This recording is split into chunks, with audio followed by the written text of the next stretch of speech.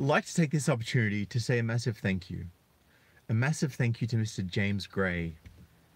Now, none of you would know who this James Gray is that I'm referring to. So let me enlighten you while I cool this phone down so it doesn't cut out on me. The joys of streaming from a mobile telephone. Bear with me here, guys. There we go, that'll do. That'll do, donkey, that'll do. So James Ward, what he did is he sent an email. It says, your work critiqued on YouTube, sexism and chivalry. Yes, that's right. Mr. James Gray decided to look at the video that I did the other day on, was it Dr. Simpian and Professor Hammond, or was it the other way around? No, Professor Simpian and Dr. Hammond. The ones that I did the little commentary on around how apparently young boys being chivalrous is sexist. There's obviously a bit more detail to that. You can go check out that video if you so desire. But James decided to email these professors whose work was referenced in the article that I was commenting on. And he took it upon himself to make multiple claims that I had insulted them, that I had, he says I called them psychos, which I didn't. That's not exactly what I said at all. And in fact, if I hear anything back from these individuals, I'm going to be doing a full response video with both the email that was written to me and the email that I responded with, where I completely owned every single argument that they put forward. But that's another story, and he's probably going to be sitting here, you know, getting his panties in a twist about this. He also said, what was it that his claims that he made in his video were just beyond retarded. Anyway, I'm going to get on from that. But he's inspired me because today I decided that I'm going to take, because he decided to criticize my critique of feminism, I decided to critique feminism even more. Wonderful. And I saw a post about 40 minutes before I came to this video. Actually, I started off today and I was going to do, I was actually stuck. I didn't know which of these topics I should do, right? Let me share these topics with you. I thought, should I talk about the author who reveals that female colleagues tricked her into making mistakes so she wouldn't be promoted? Would I talk about the gender sleep gap, which apparently is more evidence of the patriarchy, because apparently men sleep more? Should I talk about how Bernie Sanders thinks it would be great for Cardi B, the woman who drugs and steals from men, to run for office? Would it be about Katie Ann Castell, the lady who fatally stabbed her husband with a 20-centimeter knife because she was annoyed that he came home late? Am I going to talk about the 40% of Indian wives who have regular sexual intercourse with men other than their husband? Am I going to talk about how there's more than 100 women on the rich list now, but only 2 of them have made their own fortunes and the rest have either inherited the money or basically divorce raped a rich guy for it? Or should I talk about the Gold Coast influencer who now can't afford to pay her rent because during the coronavirus crisis, her OnlyFans subscription numbers have gone down? I didn't know what to choose, but you know what? I opted for something a bit different. And that different thing I'm going to share with you right now. So let's get into this, shall we? Now, this was a post by a lady called Jewell Drury. I've put a link to a number of different things in the description below that I'm going to be referencing today's video. So I'm getting academic about this shit. And by academic, I mean I'm referencing my work so as nobody can turn around and say, well, that's just you saying it. No, this is other people saying it. I'm just putting the puzzle together for y'all. So it says here, the facts you will hear below are grounds for an immediate investigation into MENSLINE. Now, what is MENSLINE? MENSLINE is the organization that men are told to call if they are in a violent relationship, right? Which, and you know, guys are like, well, shit, my woman's violent towards me. I should call MENSLINE because I need help, right? Because I'm a man, so I would call MENSLINE. Men's support for victims of domestic violence is how they market themselves. I recently spoke, this is what Jewell says, I recently spoke to a senior police officer who has worked in domestic violence for the past several years. She told me, not a man, she told me that she had seen a huge increase in the amount of male victims of domestic violence at the hands of their female partners. The senior officer explained that in many cases, because of the current legislation regarding domestic violence, you know, that feminist legislation, you know, the gendered legislation that doesn't recognize male victims and only recognizes male perpetrators, the male victim is referred to MENSLINE for assistance. A counsellor from MENSLINE recently contacted me and blew the whistle on what really happens on the front line of this organization, which receives millions of dollars in government funds every single year.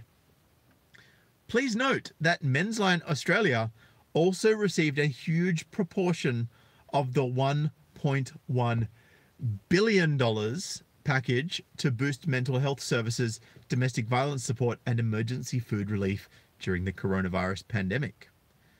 This post below from the post from DVAA, Domestic Violence Awareness Australia, verifies exactly what I was told and have experienced after investigating myself. The post reads, "If people knew how male victims of DV were treated, they would be angered beyond belief." Step 1. Man starts to experience abuse from his female partner. He is scared to stand up for himself. He was raised to never attack his female partner. That's true. And he knows that the DV system is already biased. That's true. He walks on eggshells. That's also true. He then contacts MENSLINE as he thinks this is a service to assist male victims because that's how it's touted by the mainstream media and the government. Step 3. MENSLINE suggests that maybe he is the perpetrator and that she is the victim. They tell him to hold the line as they're referring him to another agency. They have nowhere else to send a man claiming to be a victim. They also try to ascertain his partner's details to inform her of the claims he has made in an utter breach of privacy, which of course then would lead to her filing a domestic violence claim with the police and the courts, because that would be controlling and abusive behavior by word of domestic violence legislation that exists only to protect females. And of course, then he'd be kicked out of his own house, and he would then have charges against him and possibly lose his job as a result of him trying to seek help for the abuse that he's suffering at the hands of a psychotic bitch. Step 4. Man stays on the line to be greeted by a woman stating, "Welcome to No to Violence. Are you willing to address your abusive and violent ways?" Step 5. Man hangs up, realizing he is not being taken seriously and that the rumors he has heard about men being victims and their lack of services is true. He realizes he's on his own. How is this information then sold in the media? Men's perpetrator referral service, No to Violence, has seen an increase of 94% of men calling for help to address their violent and controlling ways. Half of them hang up immediately. However, some are willing to address their violent and controlling behavior. The truth is that some of those men may be perpetrators needing help, but what is happening to the other half of those men hanging up, realizing that the only help on offer is the type of help they do not need? The rudest part of all of this is, why is their referred call being used as a statistic of a male seeking help to address their violent behavior? This is not what many are doing. Many are referred against their will, seeking some kind of service for the abuse they're facing. This is the evil that the domestic violence industry promotes. The feminist domestic violence industry, just to clarify, using a possible increase in male victimhood as anecdotal evidence of an increase in male perpetration, which of course then requires more funds to be given because, hey, if more men are perpetrating, then more women need support, right? The way the system is designed is that no matter how many male victims reach out for help for abuse they're facing, the call will be used as data to show an increase in male perpetration.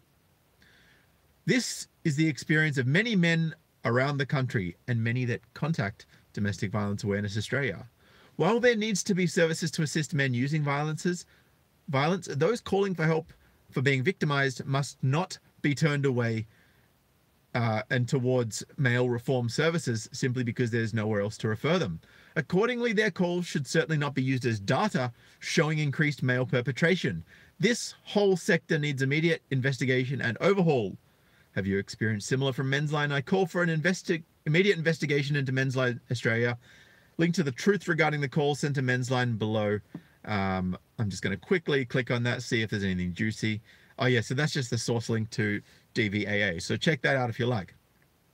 Now, as I mentioned, I've got a few other links in the below bar today, and I just wanted to say a very thank you to the kind and well-intentioned message that I totally agree with from Aussie MGTOW Bear, one of my faithful subscribers. I appreciate you, man. He says, shout out to all the guys who are there, here, hang tight and share the love to all the bros, and especially share this with anyone you know who's currently being on the receiving end of an abusive partner. Tell them to call 1-800-FATHER, which is the Australian Brotherhood of Fathers. They are the only people that will not direct you to such a line. Now, you might say, well, what's no to violence? Isn't that just saying no to violence? Because, you know, we don't want to see violence. And I agree that that should be what it is. But, you know, here it is here. This is the Men's Referral Service. No to violence. And I put the link to this in the description below. Men's Behaviour Change Network, New South Wales. So men need to change their behaviour even if they're being abused. And let's just do a quick search here for feminist in the page. Oh, there it is. The Men's Behaviour Change Network recognises the gendered nature of domestic and family violence and works within a, and I quote, feminist framework that calls men who are abusive, that calls for men who are abusive to take responsibility for their use of violence and abuse for a system to be accountable, to the overall safety of women and children. So this is not about helping men, it's about blaming men for their own abuse and putting women and children in a position of power. Because as Julie Bindel says, and you know what, I'm going to put that link in the description below to the Julie Bindel YouTube video, because I'm referencing everything today that basically men need to give up their power to women. Her quote is almost verbatim. I'm pretty sure this is exactly it. Feminism is about taking that power away from men, I believe are her exact words. If I'm not correct, you'll see that I'm almost 100% correct when this live video finishes, when I put that in the description below, and you'll be able to go see that minute-long video for yourself to know that I'm not just talking shit. Now, I think I mentioned this the other day, but on March 29th, 2020, there was an article that said here, triple the threat. Coronavirus, family violence, and child sex abuse. Now, this was written by a lady called, using that term loosely, Sally Rawsthorne from the Sydney Morning Herald. Advocates are warning that quarantine and self-isolation to prevent the spread of coronavirus are creating the perfect storm for a spike in family violence and child sexual abuse. The stark warning from Domestic Violence New South Wales spokeswoman Renata Field comes as other jurisdictions around the world grapple with domestic violence rates as high as 3 times the normal rate during coronavirus lockdowns.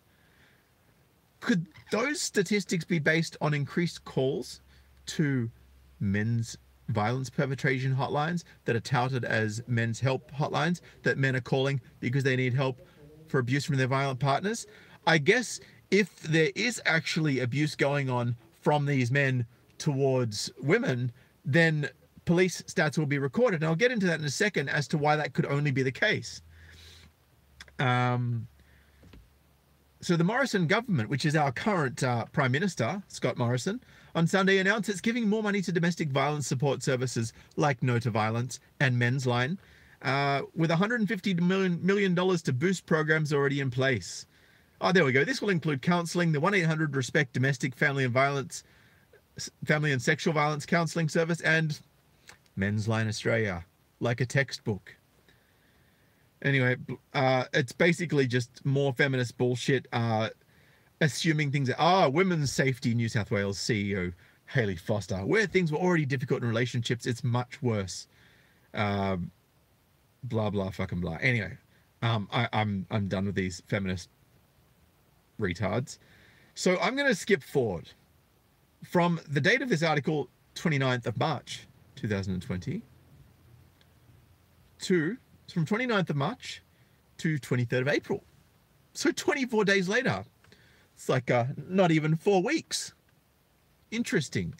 The same woman, Sally Rawsthorne, this same publication, Sydney Morning Herald. Police data shows no big jump in domestic violence during isolation. Data analyzed by the Bureau of Crime Statistics and Research shows 2,678 domestic violence-related assaults were recorded by New South Wales Police in March, compared to 2,632 in the same month in 2019. Well, gee whiz, that doesn't seem to be a very big rise at all.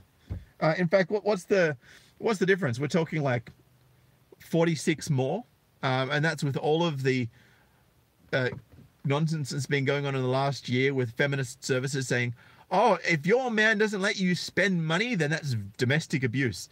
And of course, with all the money problems going on at the moment, I can only imagine that that would be a rise in complaints. She tries to explain away why this isn't even higher than it is. And we know that the National Plan to Prevent Violence Against Women and Their Children, that the actual end goal of that, and I've covered this in another video, is to increase reporting numbers. So it's kind of a surprise with all of that effort to increase reporting numbers and broadening the definition of domestic violence, that numbers are not going up. And I don't know if you know this, but if a woman calls a domestic violence support hotline, there is mandatory reporting requirements that be reported to the police. That's part of the Duluth model, interagency cooperation. And that's actually in the book that Ellen Pence wrote, who was the founder of the Duluth model back in 1981. I have a copy of that book, by the way. So anyone who thinks I'm talking shit should really come and have a conversation with me. It's possible the figures are stable because isolation strategies have affected the willingness or ability of people experiencing domestic violence to seek assistance from police, the report warns. Apparently, abusers may be trapping their victims at home and limiting their access to phones and computers, meaning they're unable to report abuse. Well, I'm just saying, if there are plenty of women out there able to sit on the couch next to their partners and text other guys that they're banging, because that does happen sometimes, and you know, I would like to think that it doesn't happen as much as it does. I don't know how much it happens, I don't have the stats, but you know, I've seen people do it before. I've witnessed it before, with a couples sitting together. So, you know, it happens. I know for a fact. So I don't know how they're claiming that people can't take 2 seconds away while the guy's not grabbing the laptop and rounding up the laptop and all the phones in the house and the iPads and going, you know what, I'm going to the toilet, I'm taking these away from you so you can't get on the internet. So this is just grasping at straws from these feminist lobby groups and these feminist organizations.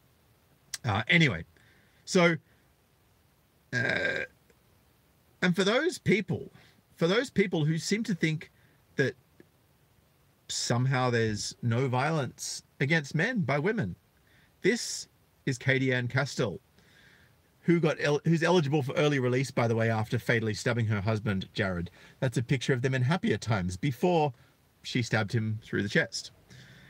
She threw a 20-centimeter knife at him when he got home late, so roughly about 8 inches or so. You know what I'm talking about. Granted a December 20 parole eligibility date by the Queensland Court of Appeal after arguing her sentence was manifestly excessive. Apparently 9 years is too much for stabbing your husband through the heart or whatever organ it was that killed him, because you were annoyed that he came home late from work. It's just excessive, because clearly her reaction to him getting home late from work wasn't excessive. Castell was standing 2 to 3 meters from her husband in the kitchen, arguing about him coming home late from work. She first scratched her arm twice with the kitchen blade, saying she wanted to kill herself. Then she threw it, hitting Mr. Castell in the chest. He died from blood loss caused by the 4-centimeter deep wound. Castell's actions were deliberate and very dangerous, a Brisbane's judge. Apparently she showed immediate remorse and pleaded guilty. So sorry. No, you're not. You're a psycho bitch. The successful appeal means Castell will be eligible for parole after serving a third rather than half of her manslaughter sentence. So,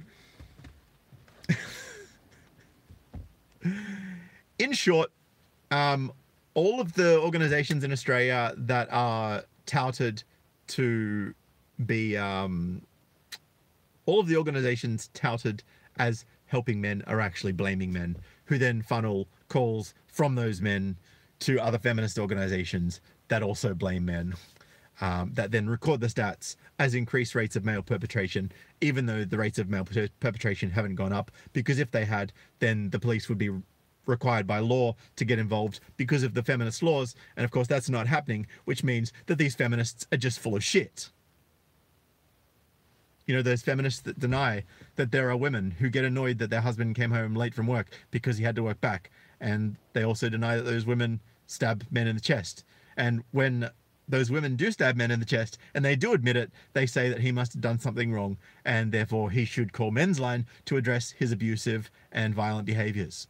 So basically, this whole entire thing is a stitch up from feminist organizations. If you want to, if you are living in Australia and you are experiencing domestic abuse currently, I strongly encourage you, call 1-800-FATHER.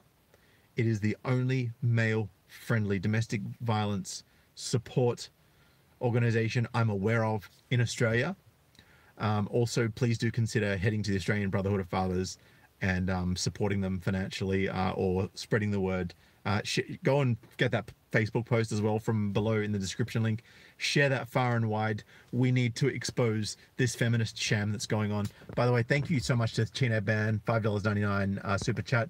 Says she's got a pussy pass. Yes, she does indeed get a pussy pass for having of a JJ. Shinobi1, 350 NZ, thank you, brother. Says, hail, brothers, assemble. Haha, +1. Yeah, my man. And we also had a super chat from Omega Legion. Says, hey, man, and dear God, that face, not bad. RIP beard. The beard will be back, brother. Don't worry about that. And Success Pool Endeavors with $2 super chat says, Duluth white ribbon is bullshit, Sydney. I totally agree with you.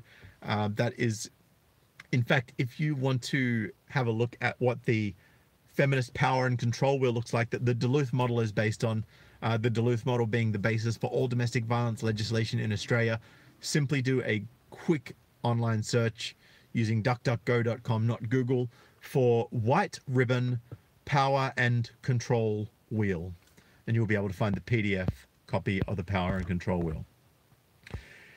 Anyway, gentlemen, I just want to say thank you to the highest super chat, Aussie MGTOW Bear, for sponsoring today's video. I really appreciate you guys being in. Please smash the thumbs up. Please share this video to as many people as you possibly can. Please share the Facebook post that I've put the link to in the description as far and wide as you can. Let's expose this sham. If you do want to support this channel, you can go to sydneymgtow.com/brave if you're looking for a new web browser and you're not already on Brave browser. It operates just like Chrome, but without the privacy concerns, and it's actually a bit faster with all the extensions built in. You can also donate via paypal.me/sydneymgtow. I've also got PayPal Subscribestar and Patreon Subscribestar and cryptocurrency. Everything's in the links below. Guys, if you want to support, feel free to. If not, best way you can support this channel is by trying out Brave browser and sharing this and interacting with comments and likes and subscribing and all that good stuff. But anyway, man, I hope this was informative to you. Look forward to seeing you in the next video. Please share this as much as you can. Get the word out, and I'll catch you in the next video. Peace.